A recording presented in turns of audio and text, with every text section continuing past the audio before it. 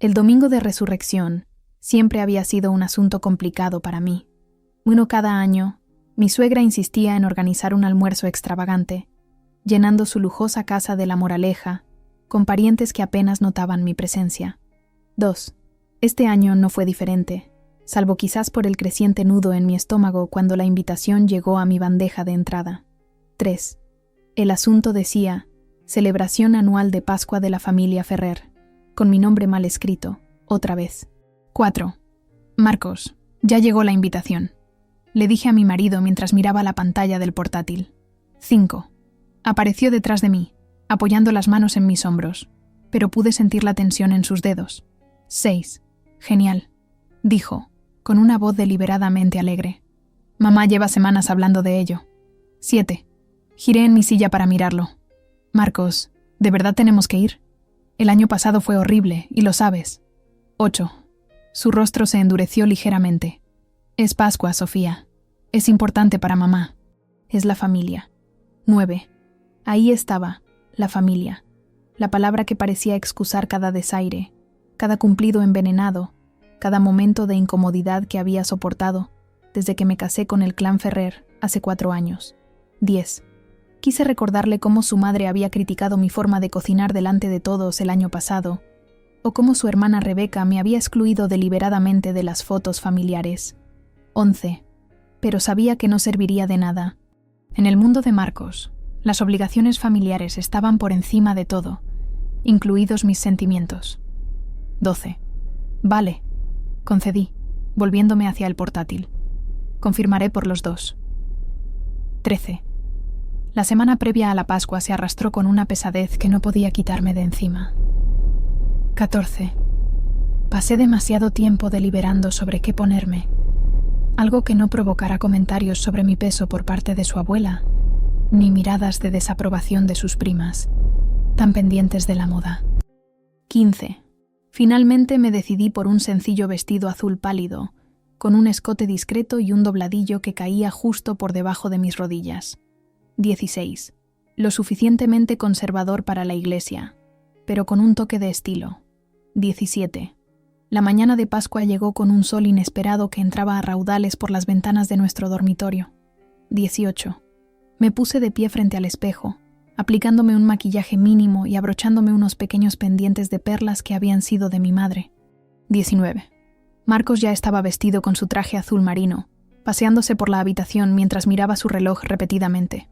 20. No podemos llegar tarde, me recordó por tercera vez. Mamá odia que la gente llegue tarde.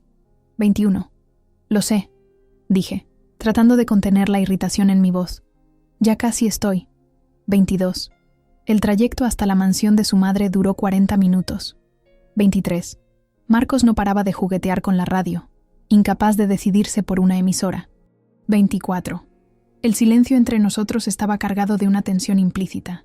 Miré por la ventanilla los barrios residenciales que pasaban, viendo cómo daban paso a casas más grandes con céspedes perfectamente cuidados. 25. Para cuando giramos en la calle de su madre, bordeada de robles centenarios y casas que podrían aparecer fácilmente en AD, mis palmas sudaban. 26. Recuerda, dijo Marcos mientras entrábamos en el camino circular detrás de una fila de coches de lujo. Intenta llevarte bien con todos hoy. Son solo unas pocas horas. 27. Asentí, pero algo en su tono me hizo mirarlo.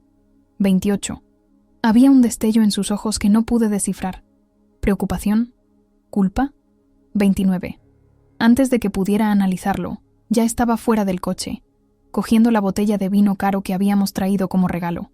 30. La mansión de estilo colonial de Victoria Ferrer se alzaba ante nosotros.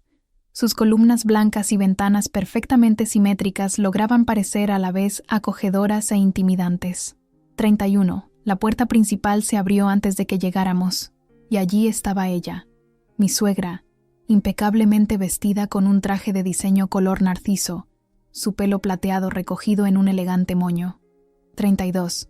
Marcos, cariño, exclamó, con los brazos extendidos mientras abrazaba a su hijo. 33. Luego sus ojos se posaron en mí, y la calidez en ellos se enfrió varios grados. Sofía, has venido. 34. No me lo perdería, Victoria, respondí, forzando una sonrisa mientras aceptaba su beso al aire, con cuidado de no tocar su mejilla empolvada. 35.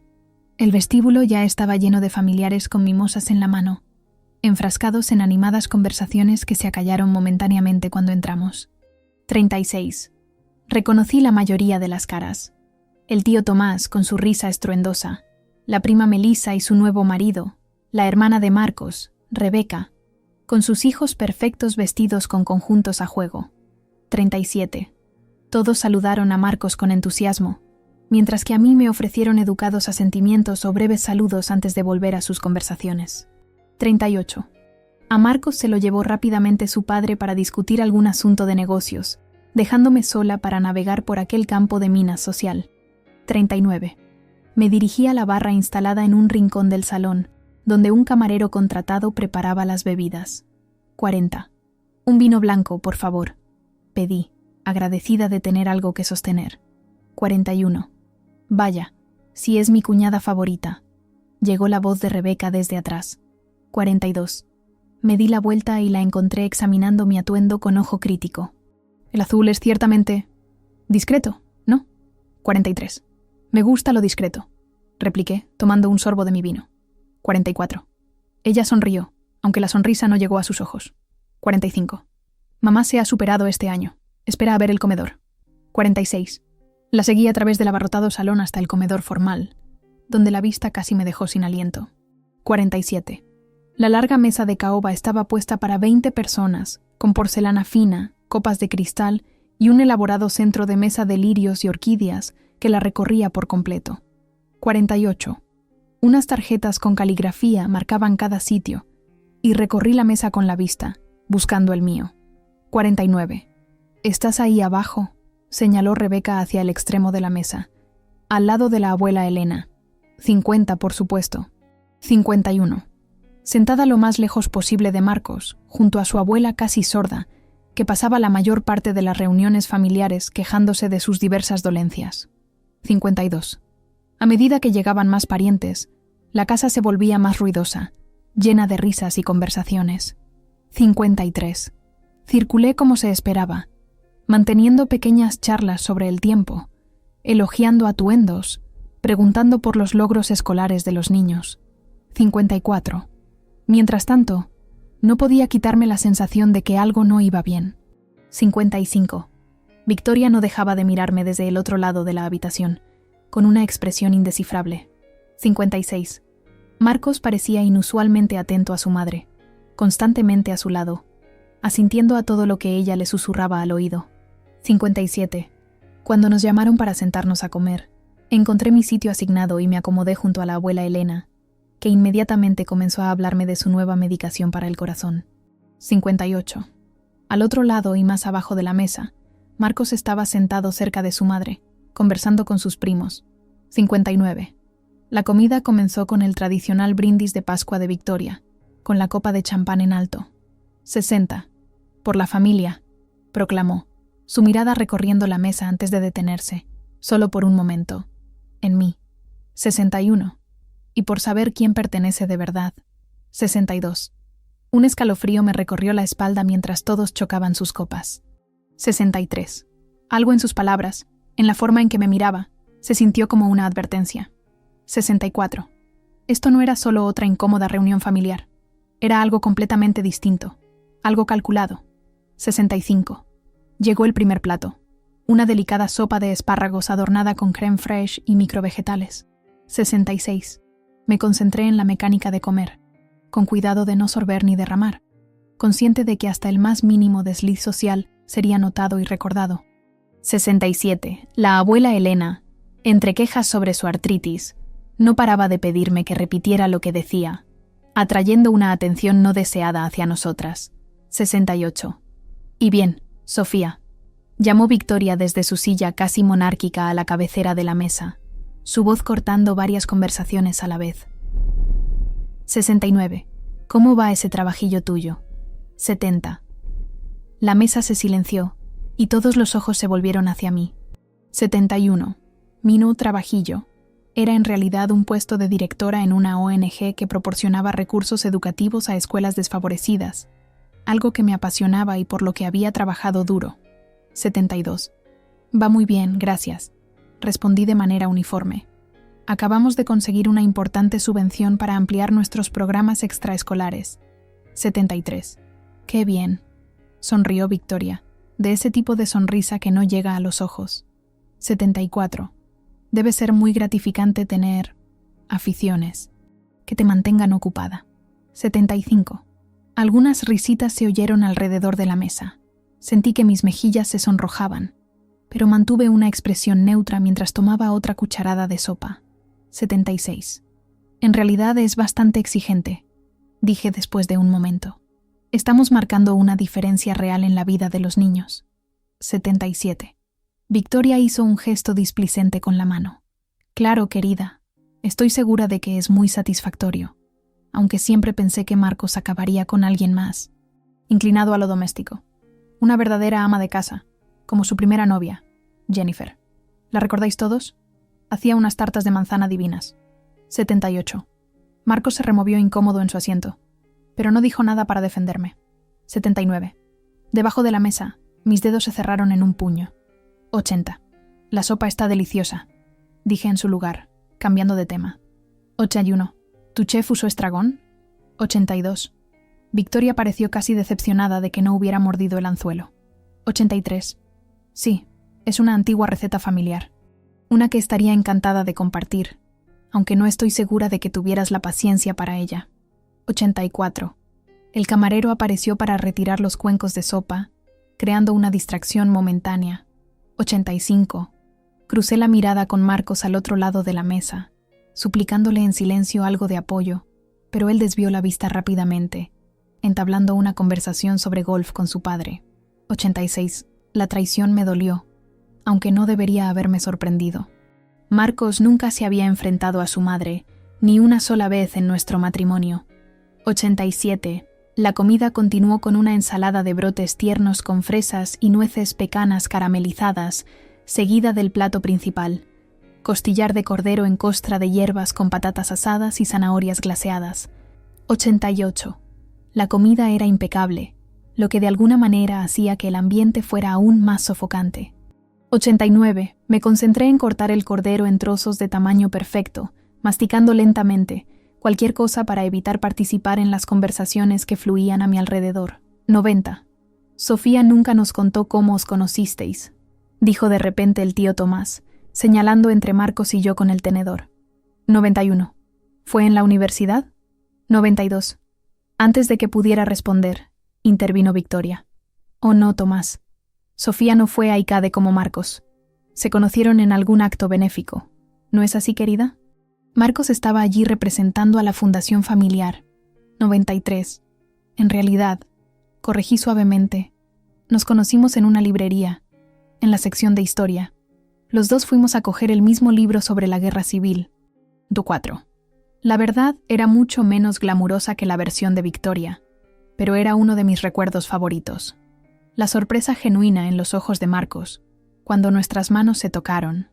El café que compartimos después, mientras discutíamos nuestro interés común por la historia, la conversación fácil que había durado horas.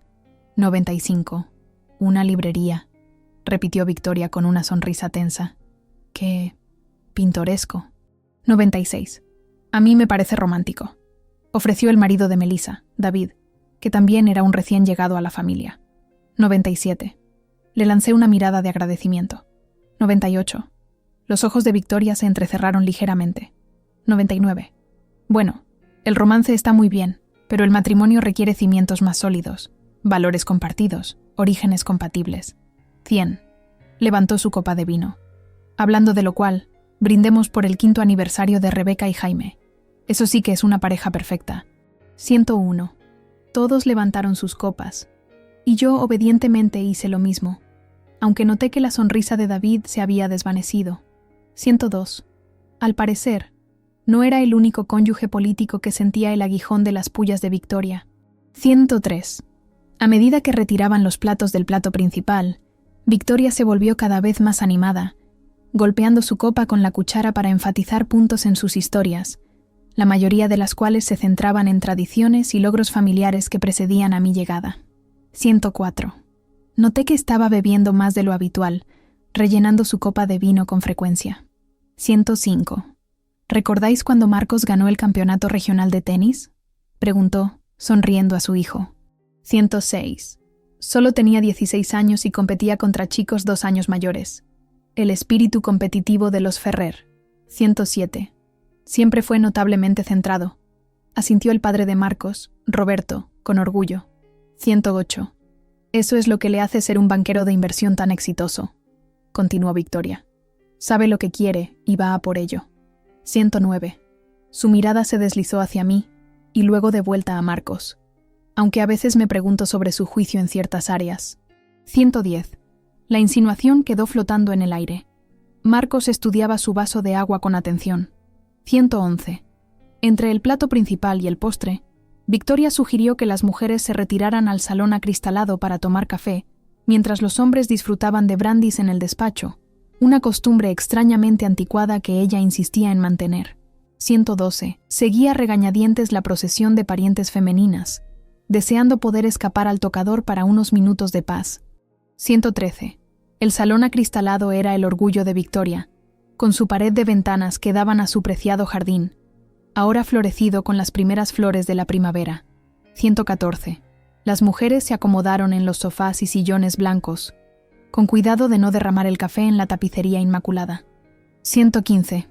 Sofía, llamó Victoria, palmeando el espacio a su lado en el sofá. Ven a sentarte conmigo. Apenas tenemos oportunidad de charlar. 116. Atrapada, me acerqué y me senté en el borde del sofá, equilibrando con cuidado mi taza de café sobre la rodilla. 117. ¿Sabes? Comenzó, su voz más baja pero aún audible para las demás. He querido hablar contigo sobre el cumpleaños de Marcos el mes que viene. Estoy planeando una fiesta sorpresa. 118. ¿Ah, sí? Eso era nuevo para mí. Normalmente no le gustan las sorpresas. 119. La risa de Victoria fue como campanillas de viento. Bonita, pero hueca. 120. Oh, cariño, conozco a mi hijo desde hace 35 años. Creo que sé lo que le gusta mejor que alguien que ha estado por aquí. ¿Cuánto tiempo hace ya? ¿4 años? 121. Rebeca soltó una risita desde su asiento frente a nosotras. Sentí que se me acaloraba la cara. 122. 5 años juntos, 4 casados. Corregí en voz baja. 123. Claro, asintió Victoria, palmeándome la rodilla con condescendencia. 124. Bueno, ya he reservado el club de campo y he enviado las invitaciones preliminares. Necesitaré que te asegures de que esté disponible el día 12. ¿Puedes encargarte de eso? 125. El hecho de que hubiera planeado toda una fiesta para mi marido sin consultarme, y que aparentemente ya hubiera invitado a gente, me dejó momentáneamente sin palabras. 126. En realidad tenemos entradas para el teatro esa noche, dije finalmente, para una obra que Marcos tenía muchas ganas de ver. 127. La sonrisa de Victoria permaneció fija, pero sus ojos se endurecieron. Bueno, tendrás que devolverlas, ¿no? Esto es importante. 128. Antes de que pudiera responder, los hombres se reunieron con nosotras, y Victoria se levantó para dirigir a todos de vuelta al comedor para el postre. 129. Mientras me levantaba, me cogió del brazo, su agarre sorprendentemente fuerte. 130. La familia es lo primero, Sofía, murmuró, su aliento cálido contra mi oído, oliendo a vino caro. 131. Harías bien en recordarlo. 132. De vuelta en la mesa, los camareros sirvieron soufflés de limón individuales, cada uno perfectamente subido y espolvoreado con azúcar glass. 133. Victoria ocupó su asiento a la cabecera de la mesa una vez más, pero permaneció de pie mientras todos los demás se sentaban. 134. Golpeó repetidamente su copa de vino con la cuchara, hasta que la sala quedó en silencio. 135. Antes de disfrutar de nuestro postre, anunció, su voz con un matiz extraño que me provocó una oleada de inquietud. Me gustaría decir unas palabras. 136. La sala se silenció por completo. Marcos cruzó la mirada conmigo al otro lado de la mesa, y esta vez no la desvió. 137. Algo en su expresión. ¿Era miedo? ¿Culpa? hizo que se me encogiera el estómago. Y 138. Victoria se irguió, con los hombros rectos bajo la chaqueta de su traje amarillo, la copa de champán en la mano. 139. El sol de la tarde que se colaba por las ventanas del comedor incidió en el broche de diamantes de su cuello, enviando prismas de luz que danzaban sobre la mesa. 140. Su sonrisa era triunfante, casi depredadora, mientras su mirada recorría a los familiares reunidos antes de posarse directamente en mí. 141. La familia, comenzó, levantando ligeramente su copa. Lo es todo. La familia Ferrer tiene una orgullosa historia que se remonta a 5 generaciones en esta comunidad. Hemos construido empresas, apoyado obras de caridad, criado hijos que entienden el valor de la lealtad y la tradición. 142 murmullos de acuerdo recorrieron la mesa. El tío Tomás asintió enérgicamente, mientras que Rebeca sonreía con aire de suficiencia, como si las palabras de su madre validaran de alguna manera su propia importancia. 143. Por eso, continuó Victoria, su voz endureciéndose, siento que es mi deber como matriarca de esta familia abordar las preocupaciones cuando surgen. Preocupaciones sobre aquellos que quizás no aprecian plenamente lo que significa ser un Ferrer. 144. La sala quedó en silencio. Sentí que cada par de ojos se volvía hacia mí, aunque mantuve mi mirada fija en el soufflé intacto frente a mí, observando cómo comenzaba a desmoronarse lentamente. 145. Sofía. Victoria pronunció mi nombre como si fuera una palabra extranjera que estuviera probando por primera vez. 146. Mírame cuando te hablo. 147. Lentamente, levanté la cabeza. 148. Los ojos de Victoria estaban fríos. Su boca dibujaba una línea delgada a pesar de la sonrisa artificial que mantenía para su público. 149. He intentado darte la bienvenida a nuestra familia, dijo. 150. He pasado por alto tu origen humilde, tu falta de contactos sociales, tu insistencia en trabajar en esa pequeña obra de caridad en lugar de centrarte en apoyar la carrera de mi hijo y darme nietos. 151. Exclamaciones de sorpresa y movimientos incómodos llenaron la sala. El padre de Marcos carraspeó torpemente, pero no dijo nada. 152. El propio Marcos parecía congelado, con el rostro pálido. 153. Pero recientemente, continuó Victoria, su voz elevándose, he descubierto algo que no se puede pasar por alto ni excusar. 154. Mi mente corría a toda velocidad. ¿Qué podría pensar que había descubierto? 155. Siempre había sido cuidadosa con ella, midiendo mis palabras, manteniendo mi vida personal en privado específicamente para no darle munición. 156. La inestabilidad financiera, anunció Victoria, prácticamente escupiendo las palabras, es algo que la familia Ferrer no tolera. Somos gente de posibles, de responsabilidad. No acumulamos deudas secretas. No escondemos los extractos de las tarjetas de crédito a nuestros cónyuges. 157. Mi confusión debió de notarse en mi cara porque la expresión de Victoria se volvió aún más triunfante. 158. Oh, ¿pensabas que nadie lo sabía? Marcos encontró tus extractos, querida. Los que has estado escondiendo en ese pequeño escritorio tuyo. Miles de euros en deudas, cuentas secretas. ¿Planeabas tu huida?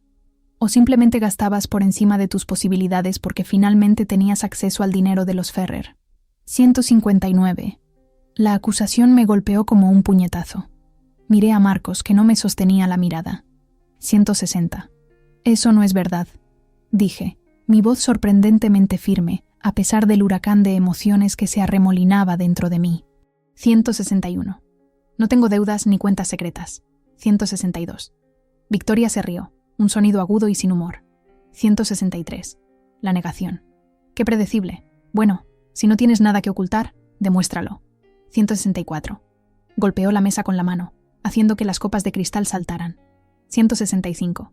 Si de verdad amas a mi hijo, gritó, su compostura completamente perdida ahora. Demuéstralo. Entrega tu tarjeta de crédito aquí y ahora. A ver en qué has estado gastando el dinero de nuestra familia. 166. La exigencia resonó en la sala de repente sin aire. Miré a mi alrededor a las caras que me devolvían la mirada. Algunas sorprendidas, otras claramente disfrutando del espectáculo. otras mirando a cualquier parte menos al desastre que se desarrollaba ante ellas. 167. Ni una sola persona habló en mi defensa, ni siquiera Marcos. 168. En ese momento, algo se cristalizó dentro de mí. 169. Esto no fue un arrebato espontáneo. Esto fue una emboscada, cuidadosamente planeada y ejecutada con Victoria como cabecilla, y todos los demás como participantes dispuestos o pasivos. 170. La invitación de Pascua, que había parecido meramente obligatoria, era en realidad el cebo de una trampa. 171. Y Marcos, mi marido, mi compañero, sabía que iba a ocurrir. 172. No, dije en voz baja. 173. Victoria parpadeó, como si no pudiera creer que me hubiera negado. ¿Qué has dicho? 174. He dicho que no. 175. Mi voz era más fuerte ahora. No voy a entregar mi tarjeta de crédito ni ninguna otra información financiera personal en una cena familiar. Así no es como funcionan las familias sanas. 176. El rostro de Victoria se sonrojó intensamente, contrastando con su atuendo amarillo. 177. ¿Cómo te atreves a darme lecciones sobre familias sanas? Tú, que vienes de la nada, que sedujiste a mi hijo con tu... 178. Ya basta, mamá, dijo finalmente Marcos, con la voz tensa. 179. Pero era demasiado tarde. Victoria se había sumido en una furia total. 180. No la defiendas. Te ha estado mintiendo a ti, a todos nosotros. Ella no pertenece a este lugar, nunca ha pertenecido. 181. Antes de que nadie pudiera reaccionar, Victoria cogió su taza de café, aún medio llena y humeante, y arrojó su contenido directamente a mi cara. 182. El líquido caliente me salpicó las mejillas, la barbilla y el pecho, empapando la parte delantera de mi vestido azul pálido. 183. Jadeé por la repentina sensación de quemazón, apartándome instintivamente de la mesa. 184. La sala estalló en caos. 185. Alguien, creo que fue Melissa, soltó un pequeño grito. Roberto se levantó de un salto, servilleta en mano, balbuceando disculpas. 186. Rebeca se cubrió la boca con las manos, con los ojos muy abiertos por lo que parecía un shock genuino. 187. Solo la abuela Elena parecía imperturbable, murmurando. Siempre tuvo mal genio esa chica. Mientras seguía comiendo su soufflé. En medio de la confusión, me di cuenta de que Marcos estaba arrodillado junto a mi silla, ofreciéndome su servilleta, su rostro una máscara de emociones encontradas. 189. Sofía, lo siento mucho, susurró, intentando limpiar las manchas de café que se extendían por mi vestido. 190. No pensé que llegaría tan lejos. Te juro que no sabía nada de esto. 191. Aparté su mano, la traición cortando más profundo que las leves quemaduras en mi piel. 192. Pero sabías que algo iba a pasar, dije, la comprensión extendiéndose por mí como el hielo. 193. Sabías que estaba planeando algo y me trajiste aquí de todos modos. 194. No pudo negarlo. La culpa estaba escrita en todo su rostro. 195. Lentamente, me puse de pie, mi silla raspando ruidosamente contra el suelo de madera. 196. La sala se fue calmando mientras usaba mi propia servilleta para limpiarme la mayor parte del café de la cara. 197. Mis manos temblaban, pero me negué a dejar que me vieran desmoronarme. 198. Déjame ayudarte a limpiarte, ofreció Marcos, intentando cogerme del brazo. 199. Me aparté de su contacto. No lo hagas. 200. Victoria permanecía de pie en su extremo de la mesa, su sorpresa inicial por sus propias acciones desvaneciéndose, reemplazada por un terco desafío. 201. Bueno, dijo, intentando recuperar la compostura. Quizás eso fue un poco excesivo, pero mis preocupaciones siguen siendo válidas. Si no tienes nada que ocultar, Sofía, ¿por qué no nos muestras simplemente tus registros financieros? 202. Porque no es asunto vuestro, respondí, mi voz notablemente tranquila a pesar de la tormenta que se desataba en mi interior. 203. Mis finanzas son entre Marcos y yo, no contigo, ni con toda la familia política durante la cena de Pascua. 204. Pero se convirtieron en mi asunto cuando te casaste con mi hijo, insistió Victoria. 205. Todo lo relacionado con el nombre Ferrer es mi asunto. 206. Miré alrededor de la mesa a los parientes que nunca me habían aceptado. que nunca me habían dado una oportunidad justa. 207. 4 años de festividades, cumpleaños y reuniones familiares en los que me había esforzado tanto por encajar, por ser digna de su aceptación. 208. 4 años de insultos sutiles, exclusión y juicios. 209. ¿Sabes qué? Tienes razón en una cosa, Victoria, dije, mirándola directamente a los ojos. 210. Yo no pertenezco a este lugar. Nunca lo hice. No porque no sea lo suficientemente buena, sino porque merezco algo mejor que este ambiente tóxico que llamas familia. 211. Varias personas jadearon. La boca de Victoria se abrió y se cerró como un pez fuera del agua, claramente desacostumbrada a ser desafiada. 12. Sofía, suplicó Marcos. Estás alterada. Vayamos a casa y hablemos de esto. 213. Me volví para mirar a mi marido. Mirarlo de verdad, quizás por primera vez en años. 214. Vi la debilidad en él, la incapacidad de enfrentarse a su madre, el hombre que siempre elegiría el camino de menor resistencia en lugar de hacer lo correcto. 215. Me voy ahora, anuncié, no solo a Marcos, sino a toda la mesa. 216. Voy a salir por esa puerta con mi dignidad intacta, que es más de lo que puedo decir del resto de vosotros. 217. Mientras recogía mi bolso y me daba la vuelta para irme, Victoria recuperó la voz. 218. Si te vas ahora, no esperes que te reciban de vuelta, amenazó. 219. Marcos, díselo. Dile lo que le pasa a la gente que le da la espalda a esta familia. 220. Todos los ojos se volvieron hacia Marcos, que permanecía congelado entre su madre y yo, la elección imposible escrita en su rostro. 221. En ese momento, me di cuenta de que ya sabía cuál sería su elección, la que siempre había sido. 222. No necesita decírmelo, dije en voz baja. Ya lo sé. 223. Caminé hacia la salida del comedor, con la cabeza bien alta a pesar de las manchas de café en mi vestido y la sensación de ardor en mi piel. 224. Al llegar a la puerta, me detuve y me volví, contemplando la escena por última vez. 225. Espero que todos recordéis este momento, dije con voz firme y clara. 226. Porque hoy me habéis demostrado exactamente quiénes sois, todos vosotros. 227. Con esas palabras me fui, cerrando la puerta silenciosamente detrás de mí, negándome a darles la satisfacción de una salida dramática. 228.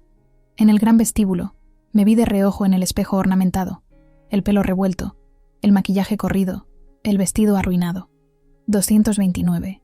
Pero mis ojos estaban claros y decididos. Por primera vez desde que había entrado en la familia Ferrer, me reconocí a mí misma de nuevo. 230.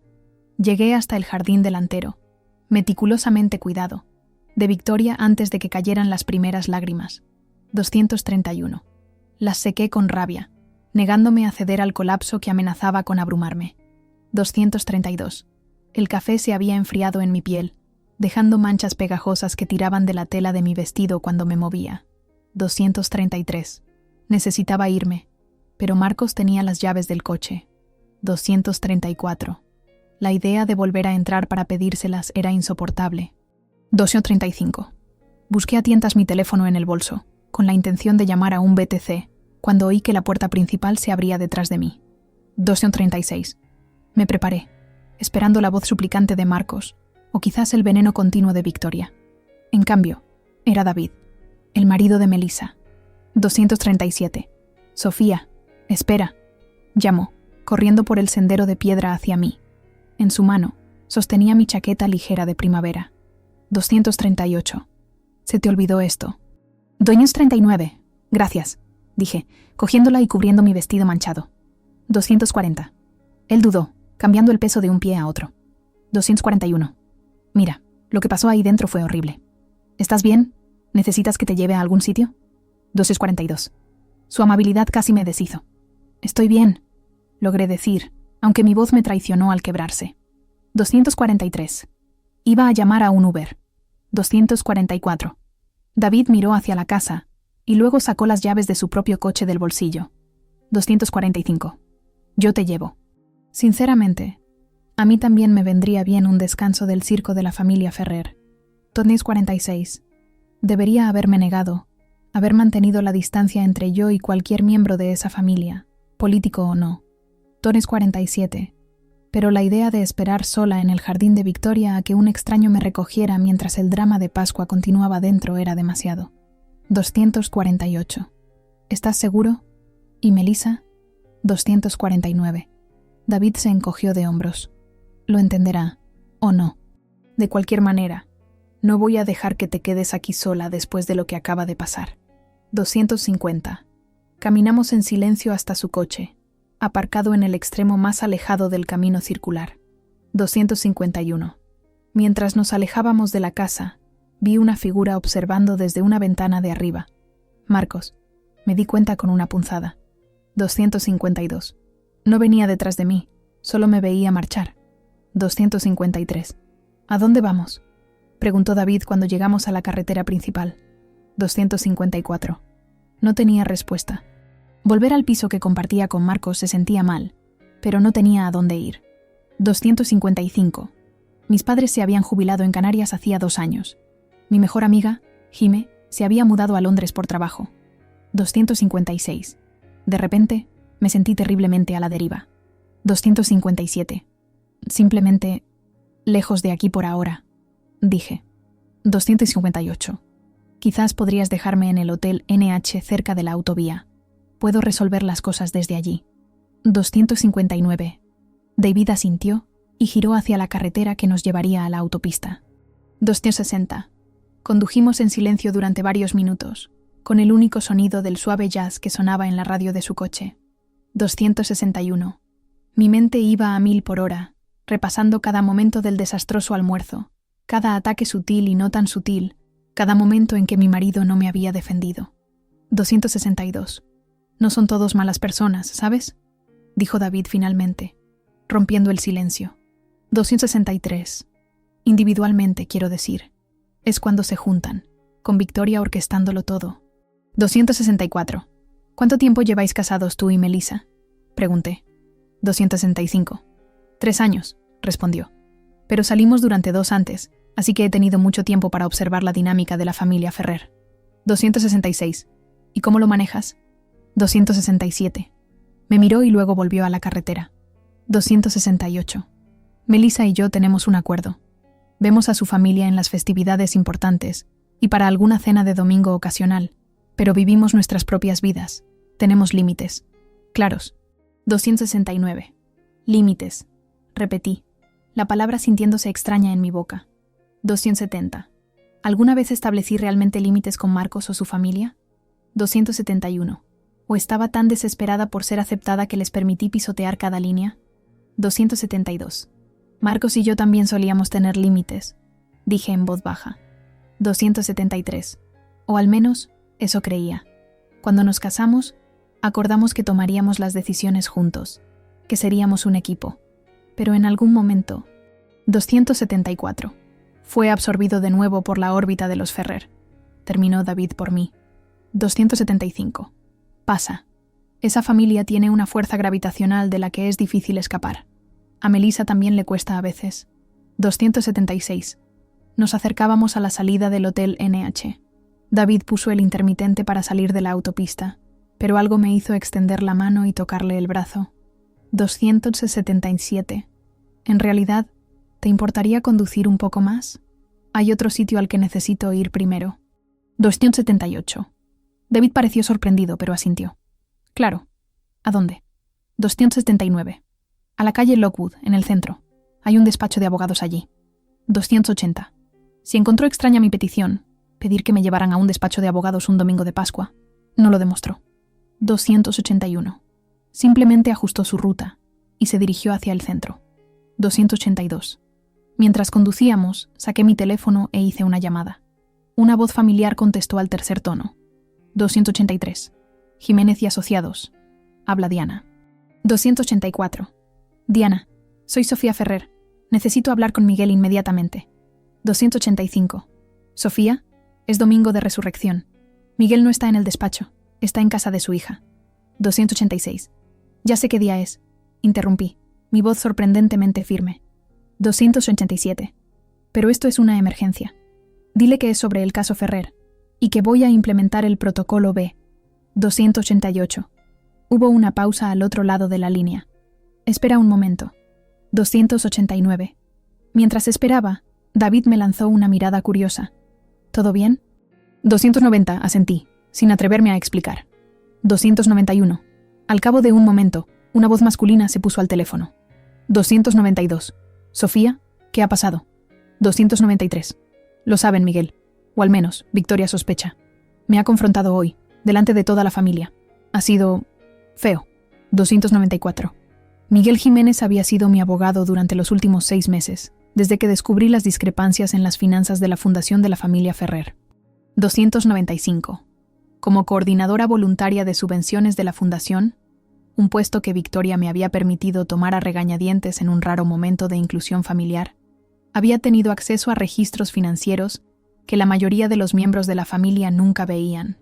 296. Lo que encontré me había horrorizado. Malversación sistemática, apropiación indebida de fondos, solicitudes de subvenciones falsificadas. 297. Y en el centro de todo, Victoria Ferrer. 298. ¿Estás a salvo?, preguntó Miguel. 299. Físicamente sí, pero ahora van a empezar a borrar sus huellas. Tenemos que actuar rápido. 300. Haré las llamadas. ¿A dónde te diriges? 301. A tu despacho. Debería estar allí en unos 20 minutos. 302. Te veo allí. Y Sofía, estás haciendo lo correcto. 303. Al colgar, sentí una extraña calma apoderándose de mí. 304. Durante meses, había reunido pruebas en secreto, trabajando con Miguel y su equipo de contables forenses para construir un caso contra mi suegra y los miembros del consejo cómplices en sus tramas. 305. Tenía la intención de esperar hasta que todo estuviera blindado antes de actuar. 306. El arrebato de Victoria me había forzado a actuar, pero quizás fue para mejor. 307. El peso de llevar este secreto me había estado aplastando. 308. Perdona por el desvío, le dije a David, que navegaba por el tráfico del domingo por la tarde con paciente precisión. 309. No hay problema, respondió, aunque supongo que hay más en esta historia que un vestido manchado de café y un drama familiar. 310. Lo estudié por un momento, considerando cuánto compartir. 311. Todavía era parte de la familia Ferrer por matrimonio, todavía atado a ellos de maneras que podrían complicar las cosas. 312. Digamos que Victoria tenía razón en una cosa hoy, dije finalmente. 313. Hay problemas financieros en la familia Ferrer, pero no son míos. 314. Llegamos a las oficinas de Jiménez y Asociados a las 15:42. 315. El moderno edificio de cristal estaba mayormente a oscuras, pero pude ver luces encendidas en una oficina de la esquina en el tercer piso. 316. Miguel ya estaba allí. 317. Gracias por llevarme, le dije a David mientras se detenía en la entrada. 318. Y por tu amabilidad. Ha significado mucho. 319. Él asintió, con expresión seria. 320. Sea lo que sea que esté pasando, buena suerte. Y si necesitas algo. Dudó, y luego me entregó una tarjeta de visita. 321. Mi móvil está ahí. Melissa y yo no somos como el resto de ellos. Recuérdalo. 322. Mientras lo veía alejarse, respiré hondo y erguí los hombros. 323. El vestido manchado de café de repente parecía apropiado. Una especie de uniforme de batalla. 324. Había sido humillada públicamente, despreciada y atacada por una familia que nunca me había aceptado de verdad. 325. Pero no tenían ni idea de lo que se les venía encima. 326. Miré mi reloj. Eran las 15:45. 327. En exactamente una hora, el mundo cuidadosamente construido de Victoria Ferrer comenzaría a desmoronarse, y yo estaría allí para verlo caer. 328. Miguel Jiménez me esperaba en el vestíbulo, su habitual atuendo de golf de los domingos reemplazado por unos vaqueros y una sudadera de la Harvard Law School, puestos a toda prisa. 329. Sus gafas de montura plateada estaban ligeramente torcidas en su nariz, y su pelo entrecano apuntaba en ángulos extraños. 330. Nunca había visto al normalmente pulcro abogado con un aspecto tan informal, pero sus ojos eran agudos y concentrados mientras me acercaba. 331. Parece que has pasado por un infierno, dijo, mirando mi vestido manchado y mi maquillaje corrido. 332. Esa es una descripción bastante precisa de una Pascua con la familia Ferrer, repliqué, intentando una sonrisa que se pareció más a una mueca. 333. Me condujo al ascensor, pasando su tarjeta de seguridad para acceder a los pisos superiores. 334. He llamado al equipo. Rosalía y Tadeo están de camino. La agente de la UCO que lleva el caso, Dávila, está fuera de la ciudad, pero se unirá por videoconferencia. 335. Mi estómago dio un vuelco al mencionar a la UCO. Hacía 6 semanas, cuando la evidencia de fraude se había vuelto demasiado sustancial para ignorarla, Miguel había insistido en que trajéramos a las autoridades. 336. La fundación de la familia Ferrer recibía subvenciones gubernamentales y realizaba operaciones interestatales, lo que convertía los delitos financieros en delitos federales. 337. ¿De verdad está pasando esto?, pregunté mientras las puertas del ascensor se cerraban. ¿Hoy? 338. Miguel me estudió. Su expresión se suavizó ligeramente. 339. Todavía podemos esperar si no estás lista. El caso es sólido, pero lo habíamos planeado para el mes que viene. 340. Pensé en la cara de Victoria mientras me tiraba el café, en la familia silenciosa observando sin intervenir, en la traición de Marcos. 341. No, dije con firmeza. Tiene que ser hoy. Saben que algo va mal. Si esperamos, destruirán pruebas. 342. El despacho de abogados estaba inquietantemente silencioso para nuestro pequeño equipo de 4.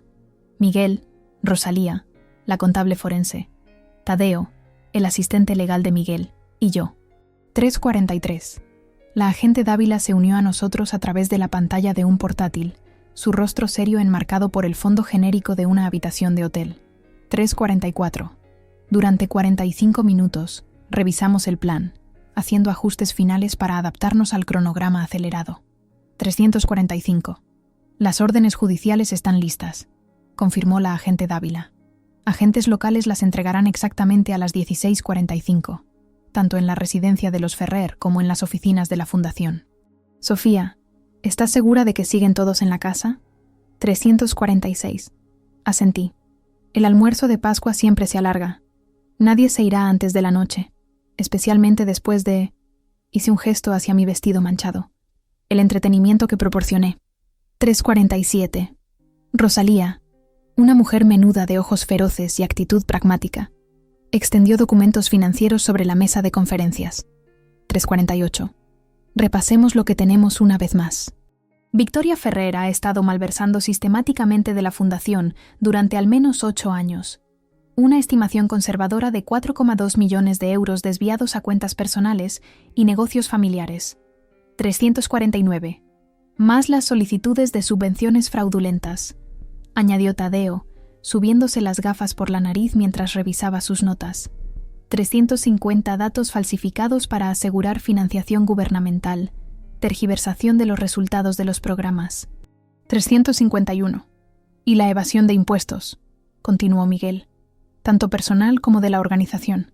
352. Me quedé mirando los papeles, todavía luchando por reconciliar a la elegante Victoria Ferrer, pilar de la comunidad, con la criminal que estos documentos revelaban. 353. ¿Y los demás? ¿El padre de Marcos? ¿Rebeca? 354. Miguel intercambió miradas con la agente Dávila en la pantalla. 355. Roberto Ferrer parece haber estado al tanto de al menos algunas de las irregularidades financieras. Su firma está en varias de las transferencias cuestionables. La implicación de Rebecca Ferrer Thompson es menos clara, aunque recibió sustanciales honorarios de consultoría de la Fundación por un trabajo que no podemos verificar que se haya realizado. 356. Mis pensamientos se dirigieron a Marcos. Ya habíamos hablado de esto, pero necesitaba oírlo de nuevo. ¿Y Marcos? 357. Ninguna evidencia de participación directa, confirmó Rosalía. No estaba en la junta, no tenía poder de firma. Si lo sabía o no, dejó la frase en el aire, dejando la pregunta sin respuesta. 358. Me había hecho la misma pregunta 1000 veces. ¿Sabía Marcos de los crímenes de su madre? 359. Se había casado conmigo, la entusiasta trabajadora de una ONG, para ayudar a dar cobertura a las actividades de la fundación. 360. ¿O era simplemente el hijo obediente, que miraba para otro lado cuando las cosas no cuadraban? Todavía no lo sabía. 361. A las 16:40, mi teléfono vibró con un mensaje de Marcos. ¿Dónde estás? Por favor, vuelve a casa para que podamos hablar. Mamá está disgustada pero se disculpará. Podemos arreglarlo. 362. Le enseñé el mensaje a Miguel, que lo leyó con una expresión sombría. 363. No tiene ni idea de lo que se avecina, ¿verdad? 364. Ninguno de ellos. Respondí, sintiendo una extraña mezcla de tristeza y reivindicación. 365. Exactamente a las 16:43, hice la llamada. Victoria contestó al tercer tono, su voz quebradiza por una furia apenas contenida. 366. Si llamas para disculparte por tu comportamiento escandaloso. 367. No lo hago, interrumpí. 368. Te llamo para darte una oportunidad, Victoria. Una oportunidad para hacer lo correcto. 369. Hubo un momento de silencio antes de que se riera, un sonido áspero y despectivo. 370. ¿Lo correcto? Te humillaste en mi mesa, insultaste a mi familia y abandonaste a tu marido. ¿Y me estás dando lecciones sobre hacer lo correcto? 371. La Fundación Victoria. El dinero desaparecido. Las subvenciones fraudulentas. Las cuentas en paraísos fiscales. Lo sé todo. 372. El silencio que siguió fue diferente. Pesado, cargado de un miedo repentino. 373. Cuando volvió a hablar, su voz había bajado a un susurro. 374. No sé lo que crees que sabes, pero estás cometiendo un error muy grave. 375. No, el error lo cometiste tú. Pensaste que era demasiado ingenua para darme cuenta, demasiado desesperada por tu aprobación para cuestionar nada. Te equivocaste. 376. ¿Dónde estás?, exigió, su compostura resquebrajándose. 377. Miré mi reloj. 16:44. 378. No importa dónde estoy, lo que importa es quién está a punto de llegar a tu puerta. 379. Como si fuera una señal, oí un alboroto de fondo. El timbre de la puerta. Voces alzadas en confusión. La respiración de Victoria se volvió errática. 380. ¿Qué has hecho?, siseó. 381. Lo que me enseñaste a hacer, Victoria. Protegí a mi familia, no al nombre Ferrer, sino a los cientos de familias que se suponía que se beneficiarían del trabajo de la fundación, a las que robaste. 382.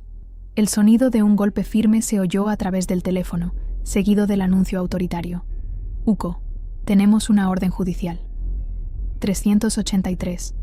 El jadeo de Victoria fue audible, seguido del traqueteo del teléfono al caer. 384. Pude oír gritos ahogados, la voz de Roberto alzada en pánico.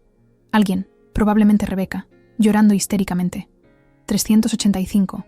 Luego la voz de Marcos, confusa y asustada, preguntando qué estaba pasando. 386. Terminé la llamada, mi mano temblando ligeramente. 387. Estaba hecho. Ya no había vuelta atrás. 388. ¿Estás bien?, preguntó Miguel con la mano en mi hombro. 389. Asentí, sin fiarme de mi voz para hablar. 390. Los agentes incautarán documentos y dispositivos electrónicos, explicó suavemente. 391. Algunos miembros de la familia pueden ser llevados para ser interrogados hoy. Otros serán entrevistados más tarde. Va a ser un proceso largo. 392. Quiero volver allí, dije de repente, sorprendiéndome incluso a mí misma. 393. Miguel pareció alarmado. 394. No es una buena idea, Sofía. La situación será volátil. Deja que los agentes hagan su trabajo. 395. Necesito verlo, insistí. Necesito verles afrontar las consecuencias. Y dudé, reconociendo la verdad que había estado evitando. Necesito ver a Marcos una última vez. 396. Rosalía y Tadeo intercambiaron miradas preocupadas, pero Miguel me estudió durante un largo momento antes de asentir. 397. Yo te llevaré, pero nos quedamos en el coche, al otro lado de la calle. No te acercas a la casa, no hablas con nadie. ¿Entendido? 398. Acepté sus condiciones. 20 minutos después, estábamos aparcados en la calle opuesta a la finca de Victoria, observando la escena a través de las ventanillas del coche. 399. 2 todoterrenos negros y un coche de la Guardia Civil estaban aparcados en el camino circular. 400 hombres y mujeres con chalecos de la UCO se movían con determinación entre la casa y los vehículos, transportando cajas de documentos y aparatos electrónicos. 401. En los escalones de la entrada, Victoria estaba sentada rígidamente en un banco de piedra, su traje de Pascua amarillo incongruentemente brillante contra la gravedad de la situación. 402. Un agente estaba cerca, aparentemente explicándole algo, pero su rostro permanecía congelado en la incredulidad. 403. Roberto se paseaba de un lado a otro por el césped, gesticulando salvajemente mientras hablaba con un hombre que presumiblemente era su abogado, a juzgar por el maletín y el traje. 404. Otros miembros de la familia habían salido de la casa, algunos siendo entrevistados por separado por los agentes, otros agrupados en grupos confusos y ansiosos. 405. La abuela Elena estaba siendo ayudada a subir a un coche por la prima Melissa, que no dejaba de mirar hacia la casa con expresión de asombro. 406. Y entonces lo vi, Marcos, de pie solo al borde del jardín, su traje de Pascua arrugado, su rostro una máscara de confusión y miedo. 407. Como si sintiera mi presencia, se volvió hacia nuestro coche, sus ojos escudriñando hasta que encontraron los míos a través del parabrisas. 408. Durante un largo momento, nos miramos a través de la distancia. 409. Sin palabras, sin gestos, solo el reconocimiento del abismo insalvable que se había abierto entre nosotros. 410. En sus ojos, vi la pregunta que no podía hacer. ¿Has hecho tú esto? 411. Le sostuve la mirada firmemente, permitiendo que mi expresión proporcionara la respuesta. Sí, lo he hecho, y lo volvería a hacer. 412. Fue el primero en apartar la mirada, volviéndose hacia el caos del desmoronamiento de su familia. 413. Vi cómo Rebeca lo llamaba, con el rostro surcado de lágrimas, y él fue hacia ella, pasando el brazo por sus hombros protectoramente. La familia Ferrer cerrando filas, incluso ahora. 414. Has hecho lo correcto, dijo Miguel en voz baja a mi lado. 415. No habrá sido fácil, pero has evitado que hagan daño a más gente. 416. Asentí, sin sentir ni el triunfo ni la reivindicación que había esperado. 417. En su lugar, había una sensación de vacío, un reconocimiento de algo precioso que se había perdido, no solo hoy, sino gradualmente, a lo largo de años de compromisos y aquiescencia silenciosa. 418. Llévame al hotel ahora, dije en voz baja. Creo que ya he visto suficiente. 419. Mientras nos alejábamos, no miré hacia atrás, ni a la casa ni a la familia que nunca había sido realmente mía. 420. La era Ferrer de mi vida estaba terminando, implosionando bajo el peso de su propia corrupción. 421. ¿Qué vendría después? No lo sabía, pero por primera vez en años, el futuro se sentía como algo que yo misma forjaría. 422. 3 días después, estaba sentada en una sala de conferencias diferente, esta vez en la comandancia de la UCO en Madrid.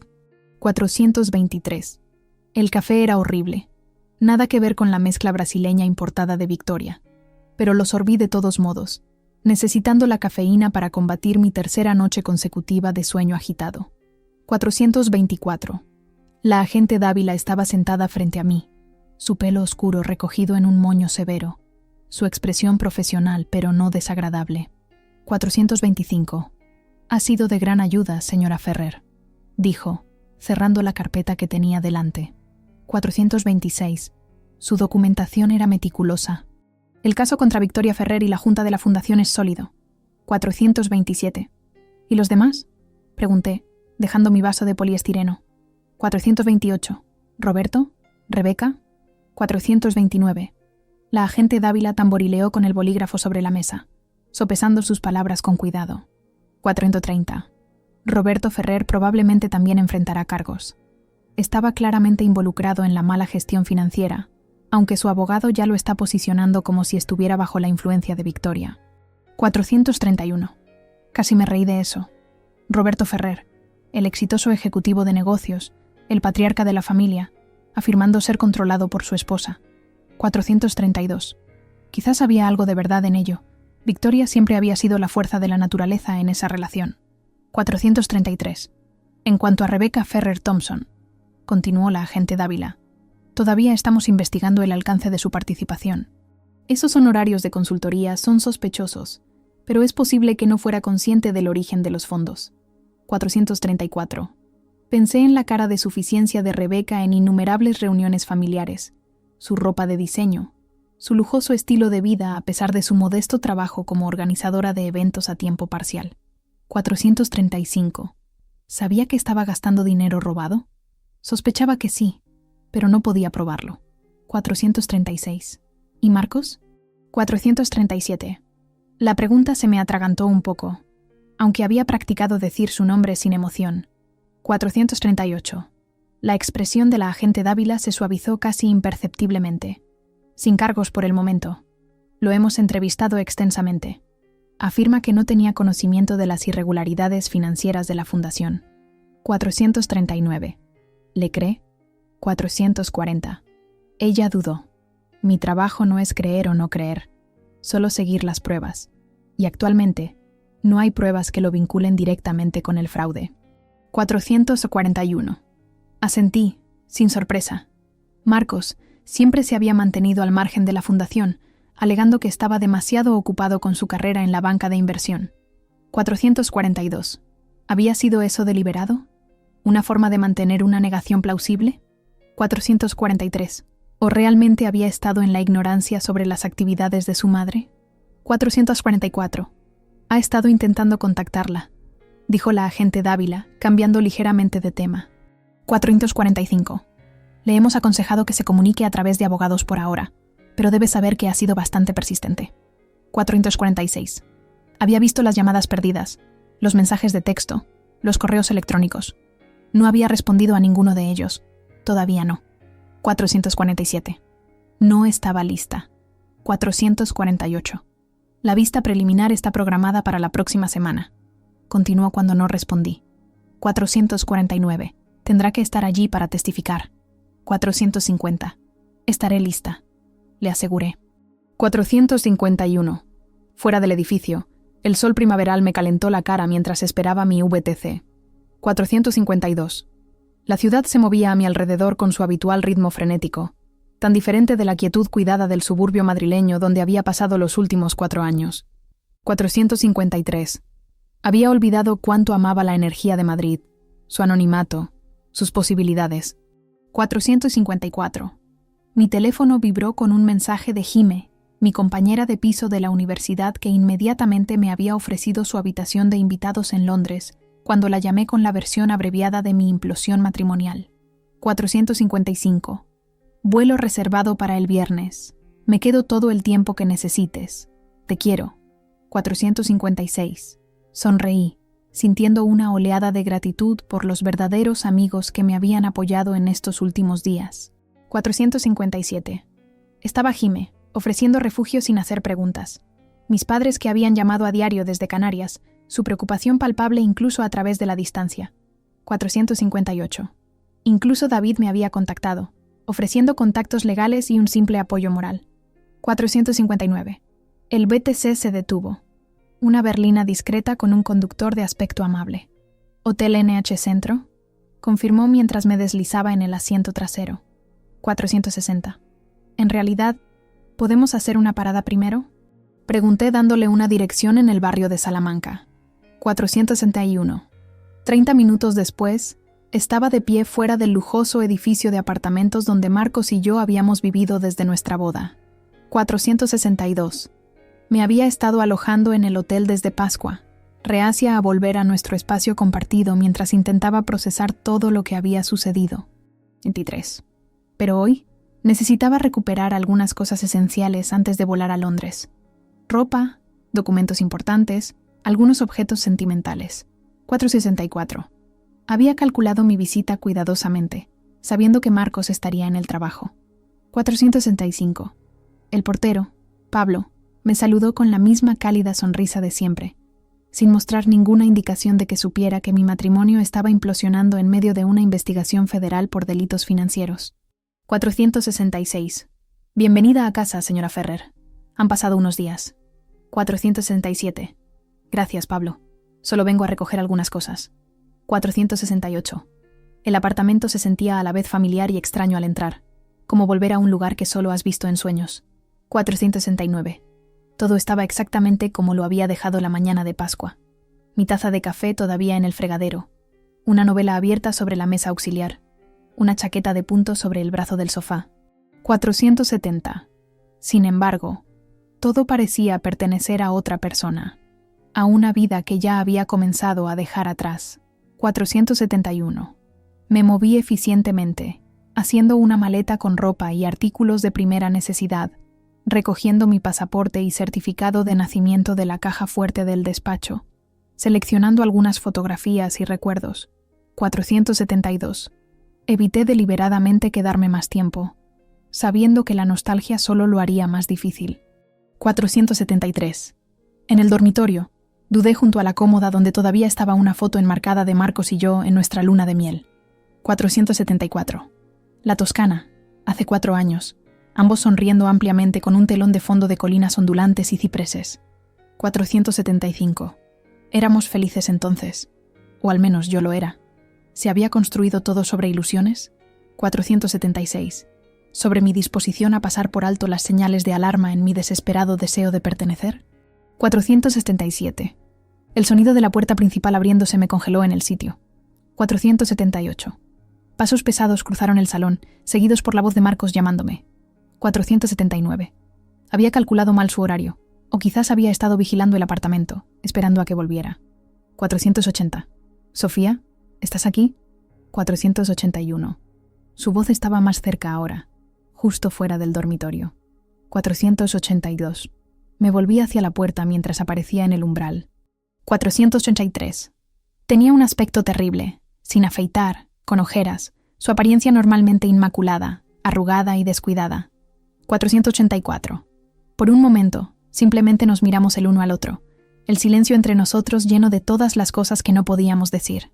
485. «Estás haciendo las maletas», dijo finalmente, sus ojos moviéndose hacia la maleta abierta en la cama. 486.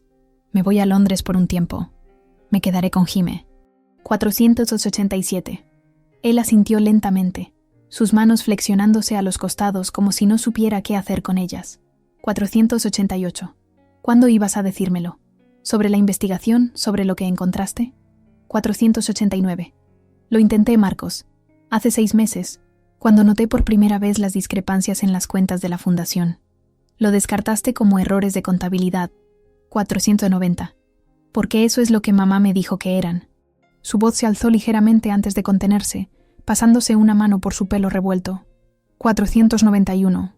Sofía, tienes que creerme. No tenía ni idea de lo que estaba haciendo. 492. Estudié su rostro, buscando la verdad. Marcos siempre había sido un pésimo mentiroso. Sus gestos eran obvios para cualquiera que lo conociera bien. 493. El ligero tic en la comisura de su boca, la forma en que su mano derecha se apretaba y se relajaba. 494. Pero ahora, su expresión parecía genuinamente angustiada, sus ojos suplicando comprensión. 495. Quizás no conocías los detalles. Concedí. 496. Pero sospechabas que algo no estaba bien. Elegiste no mirar demasiado de cerca. 497. No lo negó, lo cual fue respuesta suficiente. 498. Mi madre se enfrenta a cargos federales, dijo en voz baja. 499. Mi padre podría ir a la cárcel. La fundación está siendo desmantelada. El nombre de los Ferrer está arruinado.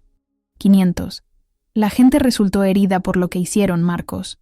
Familias que deberían haber recibido subvenciones, programas que deberían haber sido financiados. No fue un crimen sin víctimas. 501. Lo sé. Se adentró más en la habitación, deteniéndose a unos metros de mí. 502. No estoy defendiendo lo que hicieron. Estoy tratando de entender por qué mi esposa no vino a mí antes de ir a la UCO. 503. La pregunta quedó flotando en el aire entre nosotros, el verdadero corazón de su sentimiento de traición. 504. No que hubiera expuesto los crímenes de su familia, sino que lo había hecho sin avisarle, sin darle la oportunidad de, ¿qué? ¿Detenerme? ¿Ayudarme? ¿Elegir entre su esposa y su familia? 505. ¿Habría hecho alguna diferencia? Pregunté en voz baja. 506. Si te hubiera contado lo que encontré, te hubiera mostrado las pruebas, te hubiera pedido que te enfrentaras a tu madre conmigo, ¿qué habrías hecho? 507. Su silencio fue ensordecedor. Sus ojos cayeron al suelo en un gesto de derrota que me dijo todo lo que necesitaba saber.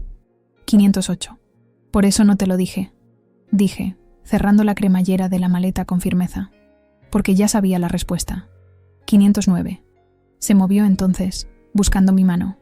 Dejé que la tomara, sintiendo el calor familiar de su tacto por lo que sabía que podría ser la última vez. 510. Te quiero, Sofía. A pesar de todo, podemos superar esto. 511. Lo miré de verdad, viendo tanto al hombre del que me había enamorado como al extraño en el que se había convertido. 512. O quizás siempre había sido. 513. No, Marcos, no podemos. Retiré suavemente mi mano de la suya. 514. Lo que pasó en Pascua no fue solo por el arrebato de tu madre o el fraude. Fue por años de ti eligiendo a tu familia por encima de nuestro matrimonio, de mí comprometiendo mis valores para encajar en un mundo que nunca me quiso. 515. Eso no es justo. Siempre te defendí. 516. ¿Cuándo? Interrumpí, mi voz firme en lugar de enfadada. 517. ¿Cuándo te enfrentaste alguna vez a tu madre por mí? ¿Cuándo pusiste nuestra relación en primer lugar? 518. No tuvo respuesta y no la esperaba. 519. Haré que mi abogado te contacte para el divorcio, dije, levantando la maleta de la cama. 520. No quiero el piso ni nada más de la familia Ferrer. Solo un borrón y cuenta nueva. 521. Marcos se quedó inmóvil mientras pasaba a su lado hacia la puerta. 522. Su voz me detuvo en el pasillo, pequeña y rota de una manera que nunca le había oído antes. 523. Lo siento, Sofía, por todo. 524.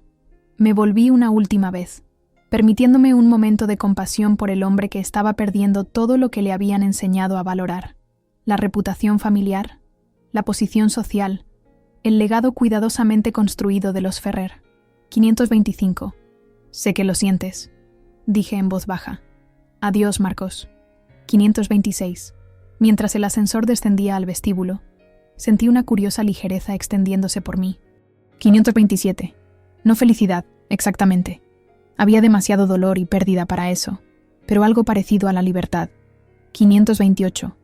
El silencio de las cosas finalmente dichas, de las verdades finalmente reconocidas. 529. Pablo me sostuvo la puerta al salir, mi única maleta rodando detrás de mí. 530. ¿Volverá pronto, señora Ferrer?, preguntó con su amabilidad habitual. 531. Me detuve en la acera, mirando hacia el edificio que había sido mi hogar, y luego hacia la bulliciosa calle de la ciudad ante mí, llena de ruido, vida y posibilidades. 532. No, Pablo, respondí, sonriendo genuinamente por lo que pareció la primera vez en años. No creo que lo haga. 533.